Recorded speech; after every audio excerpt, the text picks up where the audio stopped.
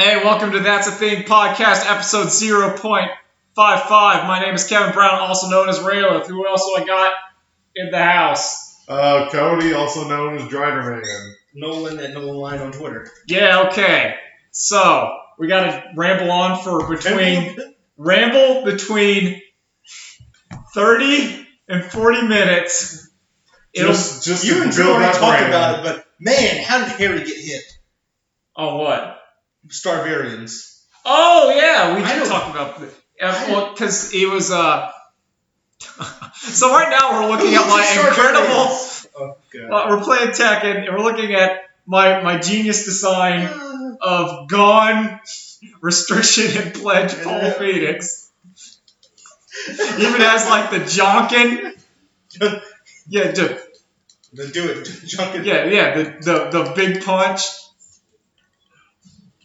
There it is. Yeah.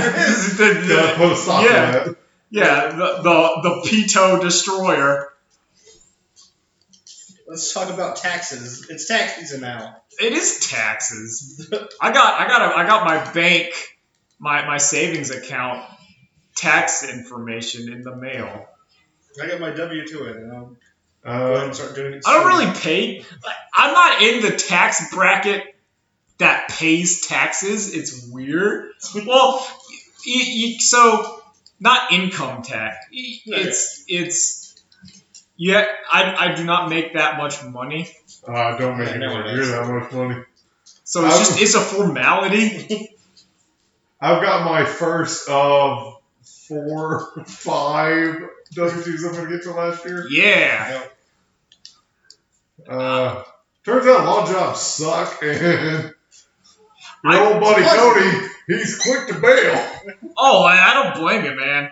I worked 2 whole days at Krispy Kreme and said, no. That's commendable.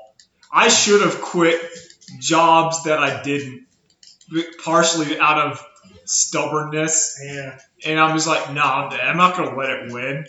I should just let it win. Yeah, no, I should have let it win.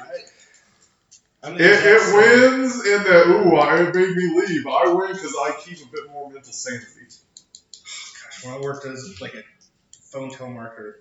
Yeah, that's the one. That was the call center. It's bad. It's real bad. Yeah. I don't think we've talked. Have all of us worked at the call center at some point in our lives? I went through 3 months of training to work at a Sprint call center. I lasted 1 day on the phone and said nope. Wow. I stayed a year. 6 months. 6 months. Okay. Yeah, no. All right. So this episode got a new theme. Yeah. Got a theme out of nowhere. Call center work is horrific,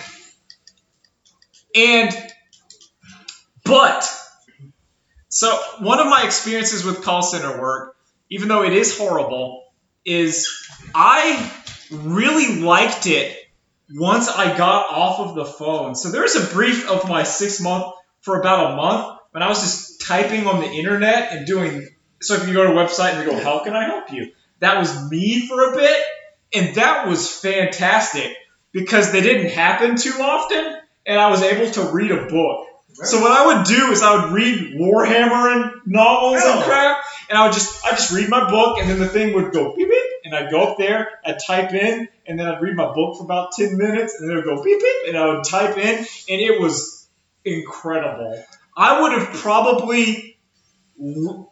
have worked at that job forever if it was simply you do it. However, because the call center does not want you to be there for any length of time, because then they have to start giving you health benefits, and that's a no-no. They don't want that. They do not want that. That's why the turnover is so high. I worked in sales, and what would happen is for the first 3 months when they don't have to give you employee benefits, your sales goals are pretty low. And then once it hit 3 months, your sales goal tripled to impossible levels because they want it. No, they have a constant supply, And if we keep, and it's to them, it's either we either have this invincible person who's somehow meeting our impossible goals. That's fine. That is worth it. Or you're out. And we get the next schmuck that That just needs a got the job. local radio station's lured in here. Yeah, Constantly. man. What did you do at the call center? Mine was a little easier because I was not in sales.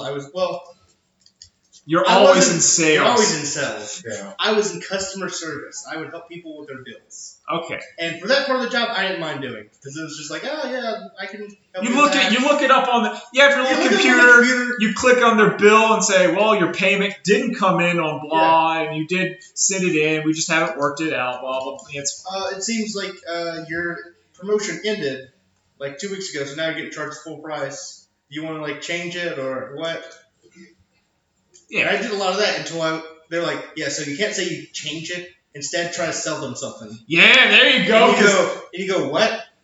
Sell them a bundle. I have this old lady calling me like, I can't pay my bill. I only have a set income. And it's like, okay, well, I can help lower it for you. Would you also like to buy something else on top of it? And it felt dirty. You want to talk about some dirty? Say. Until the point like, okay, well, you're not really doing sales so well. You know what we'll do? We'll put you on retention. And for those of you who don't know, retention is when you call and you want to quit, they send you to someone who gives you very good deals. And that was me. And I thought, I can do that. I can help people out with they're trying to quit. I can, stop them from doing that. And for a while, it was pretty great until they asked me, so yeah, now you got to sell people more stuff too. And you go, retention. they're trying to leave. What do you mean? Sell them stuff. Get them more stuff. I can't do that. Then again, retention kind of sucked too because half the time it was, yeah, this person lied to you about the deal. To get more sales. That's why I quit at Sprint because when I worked at Sprint, it might have actually been a month and a half, not 3 months. Yeah, it seems like when you called that time, so and so actually just completely lied to you and gave you a deal that you didn't need. Yeah, I apologize, Nolan. What? Because as the guy who's had to lie to people to keep them to get sales. That was you? That was my business. Where we had to, it was real bad, and you had a lot of desperate people. So and let me tell you, some people there was ones up the river from us. So there was this. So in our call center, this is call center rambling. It's great. There are two things. There are what we call, because we had people calling in to ask about. I sold security system home automation. That's what we had. Good. I wasn't dealing with any of that. So Okay. good. No. Yeah, it wasn't. You didn't screw me specific. over. I didn't screw you. I'm just saying. I was in the. I was selling people garbage internet. Okay, so I was in the people that came in that would send people. The people would send them to. And we had two goals, and I remember specifically because one guy transferred in from another department because ours paid better. Fresh out of the club. Yeah. No, he was in call center. He knew. And the sales goal, whatever sales goal you would get, was always vastly exaggerated. Yeah. So our sales goal was 10%. So they want 10% of people calling to buy something, which is vastly more than actual. The actual was more around 8%, which means and you get about 10 calls a day, 1 or 2 people would buy something. But there's a thing called ECC, which is existing call center sales. And this was whenever someone would come in from the call center, because we were doing AT&T crap. Yeah. So this is where some guy would be arguing about their cell phone bill, and they'd say, "Yeah, you qualified for this program, right?" And then you just get a call on the line, and it'd be some guy going, "I was trying to get my bill paid, and then they just sent me to you. And you'd have to go, well, we sell security systems. And that goal, so remember, everything's maximum. Everything's way exaggerated. That goal was 2%. So do your best, please. It was impossible. And you would get, so the reason, Nolan, why we would be sending people over is we were getting them from Malaysia. So the Malaysian call center that could barely speak English would just start transferring over people to you if they did not have the correct. So they'd get a billing dispute and they would just transfer it over to you because their thing was how fast the call was handled. And if it was taking too long, they would hit it to you. But your set metric was sales. So every time a person came in the line and that was not a sale, your rating went down. And the managers and people, they don't care. So you were getting done. There would be days when you would have 40 calls, all of them transferred in from billing, and then you get called to the manager's office and they go, your ratings are a bit low. And you would document because people were PO'd. Most of the people there were trying their best.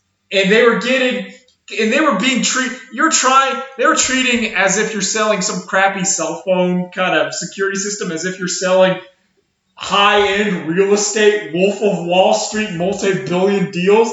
Why don't you push harder? And you're just like, because the person was defunct on their bill. And then okay. Do you got any other story? Because there's one. I have a couple. Okay, so there's this thing.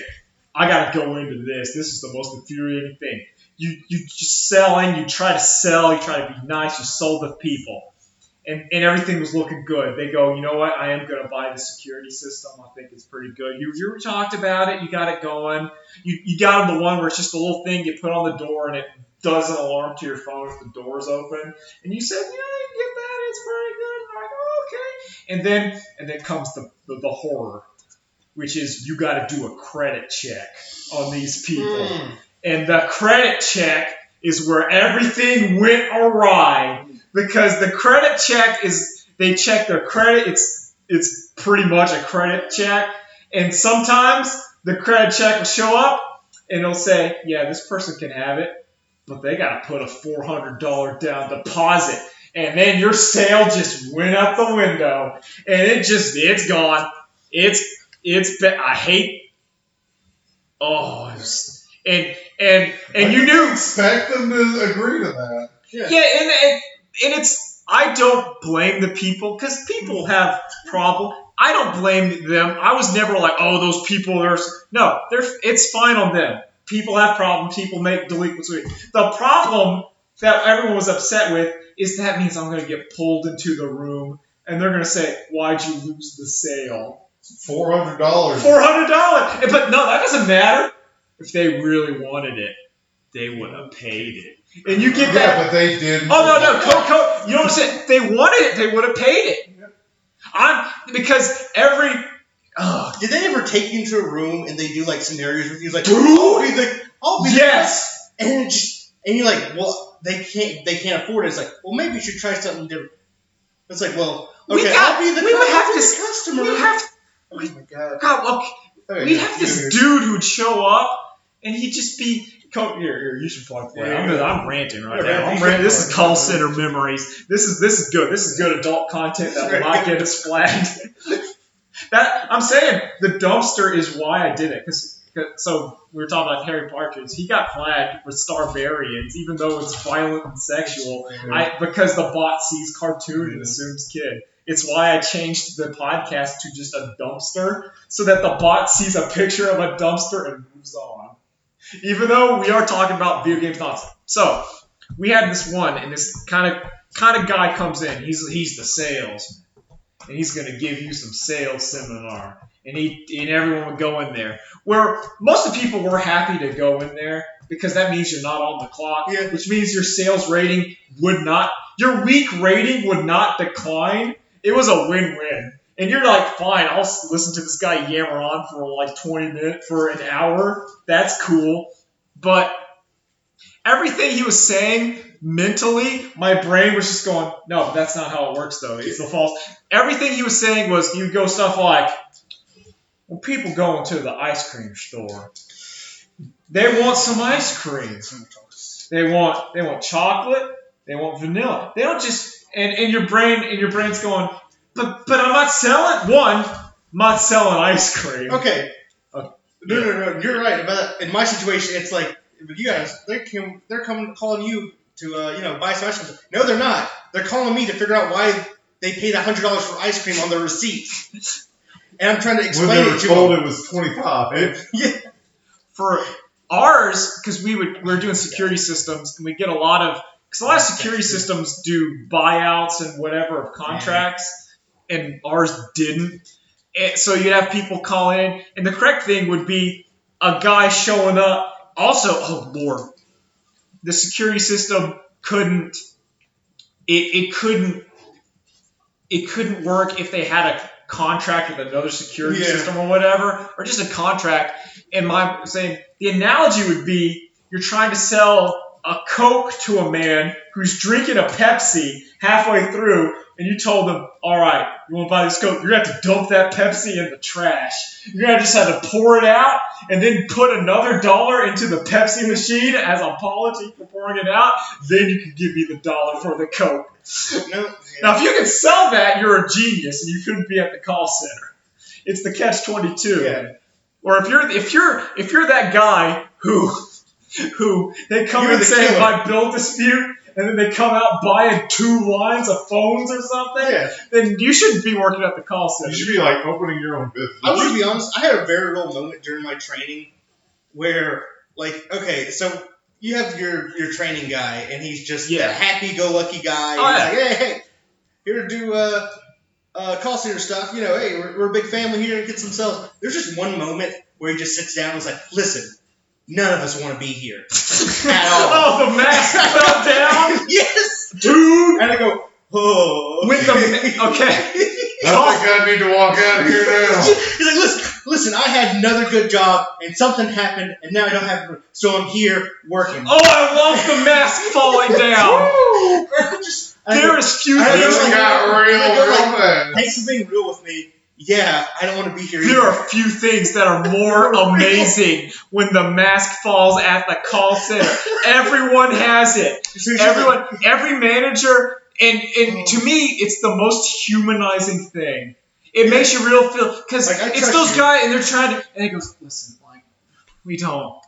we're just BSing to AT&T because they give us a thing. We know you can't do it. Half of those people are gone. It's fine. The reason you're not on the phone is because you could type well, and you're going to be replaced when someone else can type well. Did you guys have mandatory overtime like we did? Okay, so we didn't have mandatory overtime, but we did have overtime was talked about, and it was implied to be mandatory. Mm-hmm. It wasn't. Yeah. So the first time I was afraid, and I said, yeah, sure, I'll do it. I think I did overtime twice. And then I realized, because I was sick, once again, the mask had fallen, and I go, no, I'm not going to do overtime. If they fire me, great. So I just, every time I would clock out immediately and just walk out the door. And people, they say, like, oh, you got to do it? I'm like, no. Yeah. That's not why I wasn't let go or whatever. So why I wasn't even let go, I quit. Because I was taken off of the phones for the typing, and then I had to train my replacement for the typing, and they said, if you want to go back, you can go back onto the phones. And I just quit. I quit. I was miserable because I liked being typing. That sounds great. It was. Like, the big thing about being on the... Okay, so unlike you, like, you don't have... Like, on cells. Yeah. Like, you're just... For billing, you're getting back to back to back to back to back. Yeah. And you're like, please, God, please, let there be, like, a power outage. Or something happens and like, internet gets lost in this wide area. Yeah. So I don't have to keep telling people, I'm sorry, people are lying to you. Yeah. That was me when I worked at Sprint. Like, at the time, Sprint was like downsizing their brick and mortar stores. Yeah. And the stores were literally being told, if you don't hit this quota of sales, we're closing your store. Yeah. So they were lying through their damn teeth. Of course. To every customer that came in, and they were having to sell the latest Sprint plan, and it was the most confusing one. It was the one where you could make a family plan with people you didn't even know. They just needed it was like this That's weird. as hell. It was like it was a way to get group rates. It was a family. It'd be like if all three of us decided to share a cell phone bill. Yeah. Okay. Well, even weirder. I'm gonna pause. Okay, no, that's it was. no, this is interesting. This is a great episode. It was this plan. Episode. I don't even remember what they called it, but it was this plan where it'd be like if Nintendo made a phone plan, and all you had to do was someone had to have your friend code. They didn't have to have any of your information. They wouldn't have access to your bill. They just needed your friend code, and then they could join your friend group as part of this, and it would get everybody's bill to go down. So people were like signing up for this bill, and they would literally go online, post the code to their thing, and random stranger from like across the country could join their friend group for their phone, and they would both get a lower bill. And you can have up to 10 people, and each person you got closer to 10 lowered everybody's bill. The problem was everybody thought, well, this stranger I don't know will have access to my phone bill. They could not separate friend code from like account, my bank account. Oh. And then they were being told like the people in the stores weren't technically lying. If they switched over to this plan and then got 9 random people to join them, their bill would be lower. Oh, Lord, it's a pyramid scheme. But they were just being told, if you switch over to this plan, your bill will go down. So I kept having people that entire one day call in. It's like, I had a bill that was $100. I told them I couldn't afford it. They told me this plan to go down to $50. I'm paying $200. I'm like, they lied to you. Manager! Okay, so the next morning I was supposed to go in. My grandmother treated me to breakfast at Shoney's. I had a panic attack at the Shoney's. Didn't go in. The third day I went in, I was like, I'm not coming back. And the trainer was like, I guess so. Oh, no, they figured it out. Oh, that's like, so, okay. So my uncle had been working there for years. And that same bullshit with the stores lying and the confusing friend code plan, he had been moved to the typing. He quit. He's like, I can't, even typing, he couldn't handle it anymore. Okay. Like, Sprint just went fucking nuts for a while. What's amazing is it's that, okay, so we've all had, I'm sure it's the exact same. You go through training. You start to buy into it a little. At the beginning. Training is so easy. Even when you do, like, the role-playing exercises. Oh, yeah, the role-playing card. No one's... Piece of cake. Everyone's somewhat agreeable. It's where you assume it's like, whenever I call a place, I try to be nice to people. Yeah. I try to be understanding. I try to be like, hey, I need to do this. They go, oh, okay, can you do that? Oh, thanks, I'll wait. Okay, this is my information. I have my bill information ready. Yeah. And you ask me, was there anything charged here? And they go, no. And I go, okay, thank you very much. And everything. It's a pleasant experience. Even when it goes wrong. It's like, well, they didn't account for the fees and this. The bill will go down next month, but this was going to be a little high. It's like, well, that sucks, but that's not your fault. And there's human dignity. Even, and you're expecting some people to get mad. I was fully expecting people to get mad and yell at me. Yeah. I'm okay. I've played Dota and League of Legends. I can take anything. Yelling at me does nothing. At least that's what I thought. Because that was text, or people are on voice chat. That did nothing to me. What got me, and I did break down crying, I think 2 or 3 times working at that job. And the first time was on the first day. When a lot of people were going, whoa! Because we were not expecting the quality and the vitriol to be of that. You thought people, because we were sold that people wanted to come in and actually purchase the thing you're selling. When in reality, they're either being transferred in and they don't, or they are trying to get some kind of deal out of you that you don't have or offer. It'd be like if you're working at a McDonald's and a guy's coming in and going, Burger King selling a Big Mac, their hamburgers for 87 cents. So what can you do for me? And the guy's like, $1. it's on the dollar.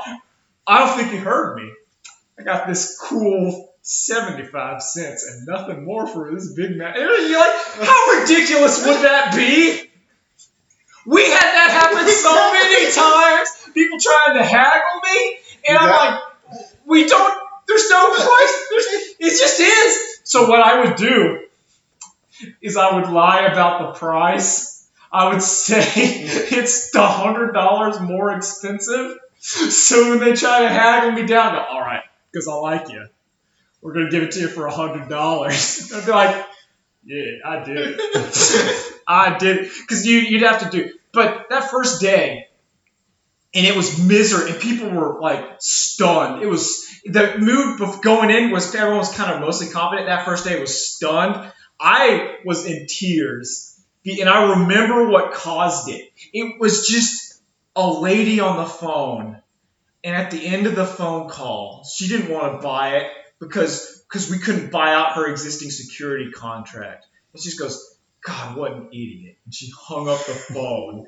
And that hit me harder than I've ever been hit before. Because it's not me. Well, it's the fact, because I had to go to the call center after my teaching crap fell through. So I'm like, I have a college degree. I graduated with honors, and now I'm being called stupid by some Midwestern mom who didn't read the ad, and she thinks she's better than me. And in the back of my mind, the darkness said, and because she's not here, she probably is. And I was like, oh, and it just broke me. It was like my heart died that day. As like awful as all that stuff is, I'm glad I went through it because now I'm like, It built character. Oh, it did build character. Now my radar is just like, someone's trying to trick me. I'm like, no, this isn't a real job. I went back. Okay, so immediately after that, I got a call. It's like, hey, you want a job? Hey, come down to this place. I'm like, okay, cool. I dressed up, and I went down there. And I saw like 2 or 3 other people not really dressed up. I'm like, okay, looks like I got this job in the bag. And they take me to the back room, and it's like, you guys know about Cutco? And I go, oh, Lord, the knives? Is that the knife selling? Yes, it is. Oh! And they tried to...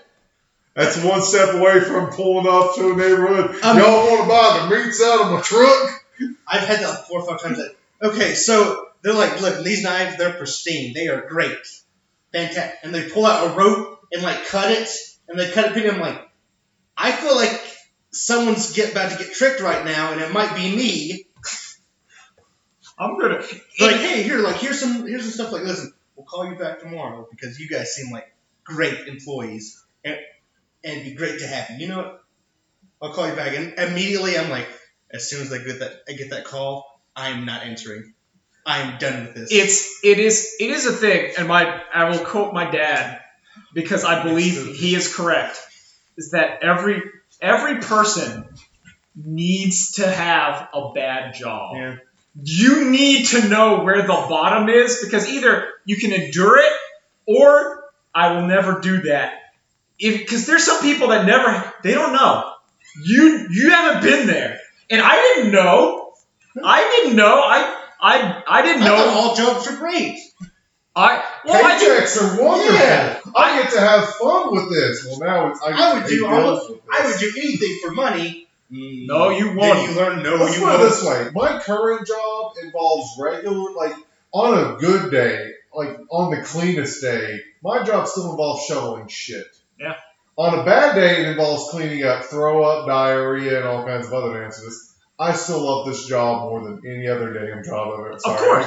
No, it's fine. No, actually, because we're an accent corps, the occasional swear is good. Yeah. That makes it so that it's not for kids. Okay. You can't do too many swears and then it gets explicit and get flagged the other way. Okay. But yeah, like my current job involves me literally cleaning up animal waste. I still love this more than any other job I've had because like the management treats me like a person. Oh, I can. And that really makes. Why is that refreshing? Difference. Why is that a refreshing thing? It's like they treat you like a human being. Yeah. Like, should they be like that all the time? That Surprisingly, should be no. the default. Is to like go into your work and if you do your job, you are and if you don't do your job, you're not treated like crap. You're just shown like, hey, notice you're having a little bit of trouble here. What can we do to help you? Or just an amicable, I don't think this is working. Yeah, just a nice. Yeah, you're fired. Yeah. I would have rathered either you're fired. Just not completely wrong. It's like, oh, you had this. It's just by the book. Here, we do this. You're gone. And that, even if it was cold, if it was a robot that was just like, sales quota was not met, you are fired, terminated. Please gather materials. It's bad when certain jobs make you look at like the dystopian futures in movies and think, that doesn't seem so horrible. I'm with you. I would rather have that, just like, hey, you're fired, rather than the 12 coaching sessions of why I'm not at the same thing over and over again. You know I'm not doing it. I hate it. It's just angry. This is a good, a very adult conversation. No, this is why this is a great episode. I thought we were going to struggle and then call centers come up. Okay, so there was... Okay, on a lighter note, this is more towards Nolan than Cody. Because Cody wasn't there long enough. Was there that girl that you had a crush on at the call center? Damn it, yes there was. And you knew it was a bad idea? Yes! And you knew it, and it never happened, you knew it was a bad idea, but you're like, that girl right there. That girl, this is pretty good. It's pretty good. She has that that redneck kind of gothy flair to her. Like, she's a bad idea, but that just makes it even better. There's a lot of dark clothing. Remember we talked. We had that kind of half conversation that one time about it was like the Marvel movies were going. And we're both like, hey, you saw Thor? And I'm like, yeah, it's pretty good. And you're like, yeah, we could be something happening here. Never happened. It would have been a bad idea. But that thought in your brain, you go, maybe. You're in a place where you're so depressed, like, you know what? Maybe I can get a little. Maybe because we're in the store. Maybe because we're in such low dire situations that my regular list of flaws. And also because of my coworkers, I look like a 10 out of 10. Oh my God! He's not actually on meth. Compared to the guy that doesn't shower and sits right next to me. Yeah, this guy. I look amazing. This guy's like a stud. Look at him. He's wearing clean clothes. He's shaved. Sometimes they have a collar. He's not scratching his neck on the phone. And talking to you about bronies. Yeah. There's a bunch of them. Oh. There's a bunch of very specific large guys who were very stinky in the call center. Ah. Dude, it was very close to that melee situation, but nothing ever happened from it. I'm just turning this off. It's fine. Because this is we only got a couple of minutes before the computer starts on. So there was one of the things, because you were talking about how you can see tricks. I got tricked a few times at the call center. And this is like the end of innocence. So we had, good Lord, this makes me feel bad. Because it makes me feel bad both in many ways. So we had a lady, kind of, you not on drugs, on drugs. Yeah. And there was this time after work, and she was like, listen, my car's out of gas. I just need $5. I have enough to get to the gas station, and then $5, and that'll get me home. Does anyone have $5? And I was like, yeah, here you go. And then afterwards, my brain goes, that wasn't for gas. You 100% know that wasn't for gas. And I was like, yeah. But you felt really bad. You hope they're going to get gas. And part of that is because you're in the storm. There is a camaraderie of the call center because everyone you're working with is eating so much shit that you feel that, listen, you're not gonna fool me, right? Yeah. You're gonna we're getting shit on the phone, on everyone's yelling and trying to abuse us. It's real. This is dumb, but this is what it's an abusive relationship. And you're like, but you wouldn't, right? Because we sit next to each other. We lunch sometimes. Sometimes We're like neighbors. we are like neighbors. We're down in the trenches fighting. We are, and weirdly enough, I had nothing in common with the people because in the thing we set up, it was like a desk with a bunch of dividers, and the people that were adjacent to you didn't become friendly with, but you had this weird camaraderie where you would talk. Yeah. And you would talk and you'd be nice and you'd be like, so how are you doing? And even though they didn't know about anything I would do, because you had this complete misery, people would just chat and just you weirdly make friends. And I'm one of the most introverted people on the entire planet. I hate leaving my house. I hate it. I'm stoop kid. I'm living on my stoop. And even me, I was like, oh, you're just talking, you just saying, how's the dog doing? But you're like, you wouldn't do that to me, right? But they would, and it was, oh man, it was. Call centers suck. It does suck. It makes you feel. I'll say retail on the whole sucks. Like call centers is a special level of hell, but like Retail's customer bad. service in general. It's retail. It's bad because of people that abuse it. I would say if it's. Because, like, hearing Kevin talking about the people trying to call him with deals, I know that was G2K, like, every day. Oh, yeah, you talked about it. Y'all got tires? Y'all buy tires? Y'all buy tires? Y'all buy gold and silver? But no, it also because like, we would constantly be compared to GameStop. Oh, yeah. And like, there's nothing new. GameStop selling this game for 20. Well, ours is 25. Yeah, it's like, well, then go to games. I can't change the price. You wasted the gas to drive from GameStop to here. Yeah, just buy it there. Right there. Go back. Oh, because one of the things is I'm a very, very kind person, and I do not lose my temper almost at all, but I do. And there's people, and I've got written up a few times on the phone because one time this guy was trying to ask him, why aren't you buying it then? And he goes, what do you mean? Why aren't you buying it? You're so smart. Why aren't you buying it? Like I would, because there's this level, and the people were calling me, and they'd be like, what are you saying? I'm like, what are you gonna do? Go buy it. And the guy was appalled because he didn't know what to do. Because he's trying to call and go, like, yeah, they give me like for $20, like there's $20 plus. I'm like, then go buy it. What? You're not good enough? Go buy it. Do it. I think everyone's had that breakdown because I've had something similar. I did that many times. One time there's people throwing around like a ball and it hit me in the head. And I had enough of it. So this is like calls there. They were just joking around like, hey, I'm throwing a ball. So I grabbed their ball. I borrowed one of the guys next to me knife. I cut it in half. And I just gave it back to them. I'm like, don't fuck with me. And then I'm on it. And they didn't know what to do. That's even funnier knowing it came from Kevin. Yeah, no, that's what happened.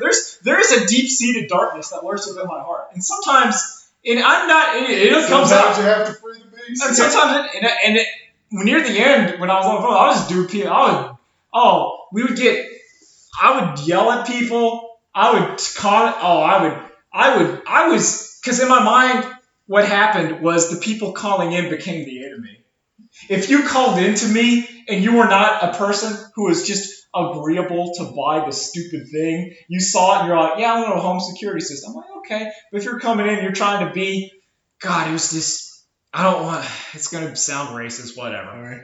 It was a man from India, thick Indian accent, and he was trying to haggle, and he was really trying to haggle with me. And I just told him that's not how things work, and I hung up on him.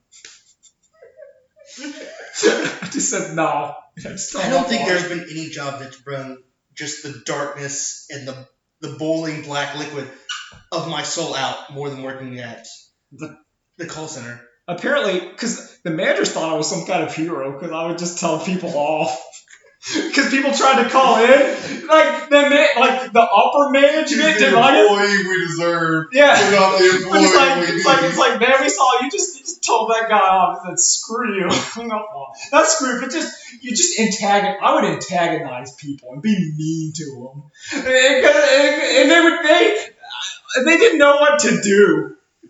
Because they would call in trying to be mean, and they were not expecting someone to be mean back to back. Yeah, no, that's the thing. Like, They're people calling treat customer service like crap because they think there's Oh. nothing you can do. And then nothing they can do. So this was past the point. This is before I was moved to the typing. But after the point where I didn't care if I got fought. Cause there's a superpower people have where you go, yeah, I don't care. So I'm gonna do my job. But they oh god, there was one guy that was calling in like a conspiracy theorist because he thought AT&T was mining the government. So what I did is I just said, I told him, yeah, we got everything, and we're sending people out for you. And I started saying numbers to him. Activation code 3852. Oh, he lost it. He hung up. Because this man would call in, be angry, and talk, but if you responded vitriolic back to him, he would hang up immediately. Well, I didn't do it, but I respect it. It was this lady. She was really good, but she had nothing. So he called him, and she just goes, "Are you jacking it to this? Is this getting you off?" And he hung up. That was the phone call. It was like, you stupid bitch. He goes, "Are you getting off to this? Is this your phone set?" And he hung up. I immediately the embarrassment because it was dumb because it was a woman. It was just a regular type woman. Just goes, you getting off to this? She was slightly older middle age. It sounded like your mom or someone that would be as old as your mother telling you, "Are you looking at that porn?" And let me tell you. If that is not an experience I've ever had nor want to have, but that would kill the boner instantly. Instantly. It's like just vitriol customers. I only really had like one really bad one, and it was I answered the phone. And it's like, "Can I talk to a woman?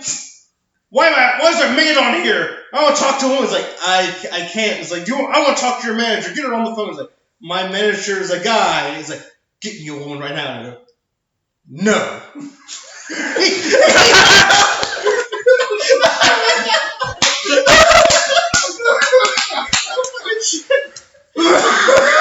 Just about that. No. Oh, it's so good. It's so good. Those are good moments. So to wrap things up, I do have a weird nostalgia about working at the call center. I know it was terrible. What are you looking at? New voice. Oh, you got it! You got it?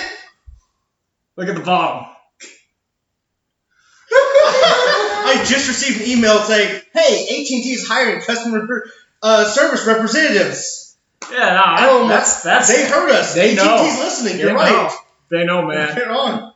But I would say, I do have a weird, not nostalgia, but because once again, while the call center was 70% awful, maybe even 80. Yeah, 80 because there was a month I would say 80% of my time there was miserable. 20% time was not. And those are the memories that kind of stuck around. Once again, when I was not on the phones and I just had to type in and reading a Warhammer book or just a book, and that's all I would do for most of the day, that was amazing. I like that. But just every time on the phone, just oh god. So my moral is don't Now, Don't work at call center. Don't work- No.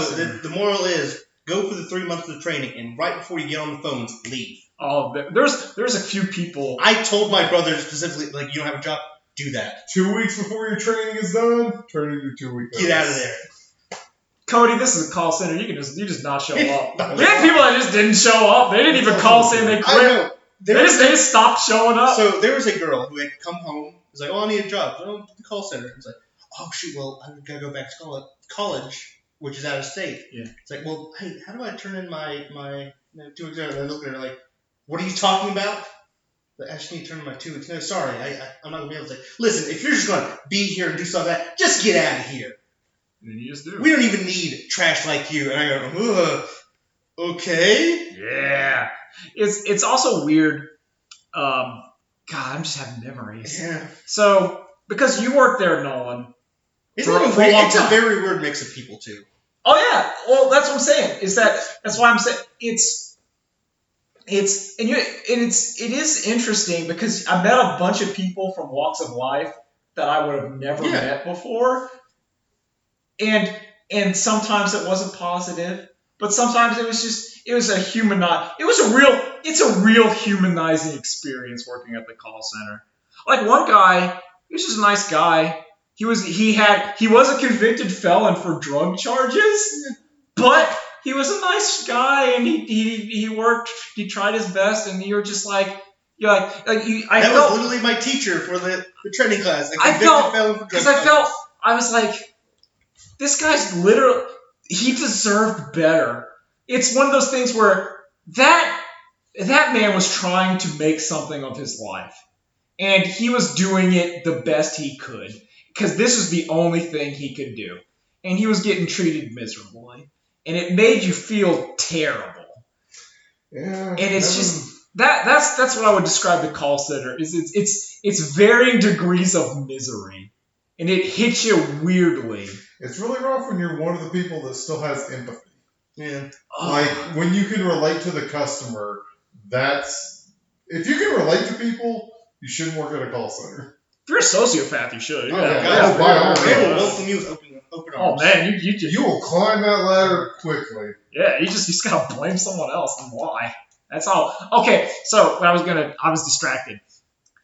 So Cody, you were one of the people that we would see because when you work there long enough, the people you work with change rapidly. Our course, whenever we start, we had 50 people. And then a month in, we had it was like a week in, we had 30. A month in, we're down to 20. And then the next batch came in, and we went back up to 50. And then we went back. And it's like there's a hole in the bucket, and it's people that are leaking out. And every so often, your group goes down, and here's the new class, and then they're getting, and then they're gone. And you're seeing these people, and you're like, and you start not recognizing people. But then you start being the old guy because you've been there. But this is For a month. A month. Yeah. And you're the old head. You're just like, what is happening? It's such a bizarre thing. I remember. I'm just saying. Oh, this is just dredging up memories. When I was applying for the thing, and they make you do a drug test.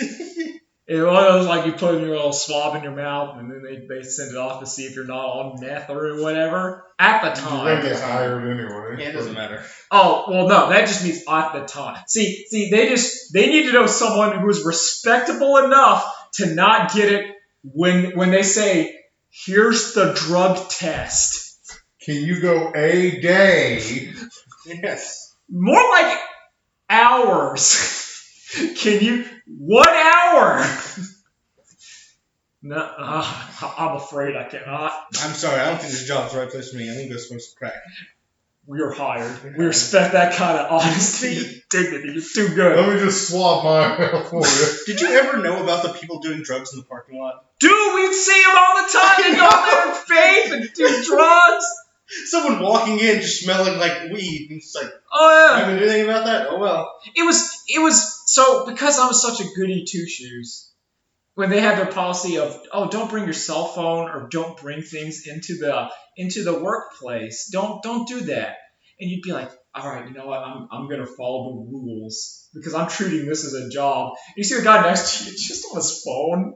He's on his phone while telling someone, and your brain goes, this is horrific in two different ways. One, why can't I have my phone? Two, this lady on the phone's giving this guy a credit card number.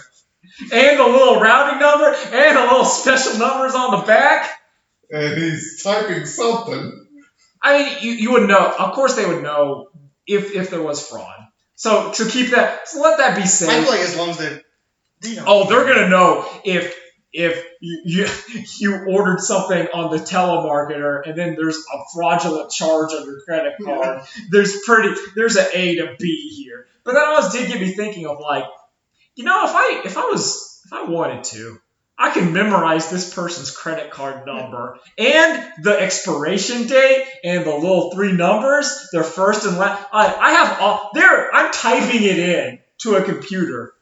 If I just wanted to do this, 1 month later, because they're gonna know if it happened immediately, because that's why they're criminals. That's why it's. But if I just a month or two later, and I go, you know what? I want some Magic the Gathering cards.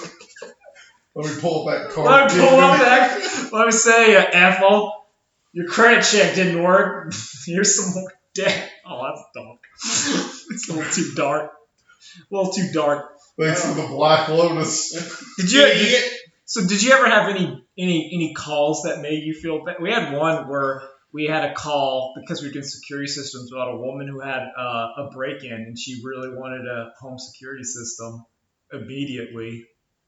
And it made me feel real bad because what was I supposed to do?